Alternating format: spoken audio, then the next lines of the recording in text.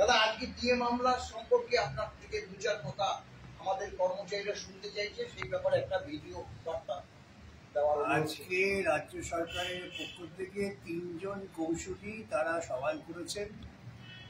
তাদের সওয়ালের মূল প্রতিপাদ্য বিষয় হচ্ছে রাজ্য সরকার যতটুকু দিয়ে দেবে সেটুকুই কর্মচারীরা পেতে পারেন, তার বেশি অধিকার কর্মচারীদের নেই।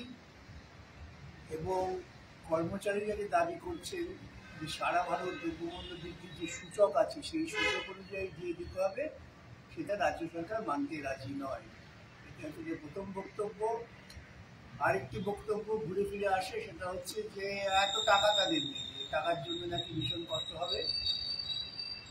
আর 3 নম্বর হচ্ছে তারা চেষ্টা করেছিলেন যে এই মামলাটা যদি সুপ্রিম কোর্ট রায় দেয় তবে একটা সর্বভারতীয় প্রতিক্রিয়া হবে, অতএব বিভিন্ন রাজ্যকে নোটিশ করে শোনা হয়। উদ্দেশ্য ছিল মামলাটাকে পিছিয়ে দেওয়া। এটুকুই আজকের প্রতিপাদিত বিষয়।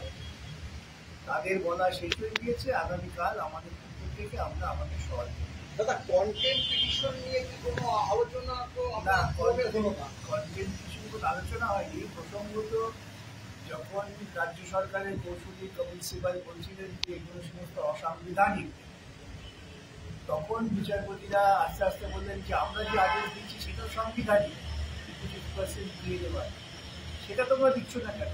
সরকারি কর্মচারী কর্মচারী তাদের পাওনা টাকা দিচ্ছ না কেন? এই প্রসঙ্গটা তখন উঠে আসে। কালকে আবার সরকারের বক্তব্য শুনবে না তো? এখনো পর্যন্ত যতটুকু বুঝেছি কালকে আমাদেরই শোনার জন্য দিন ধার্য আছে। ওদের যা বলা হয়ে গেছে, এখন আমরা আমাদের কথা বলবো। ঠিক আছে, অনেক ধন্যবাদ।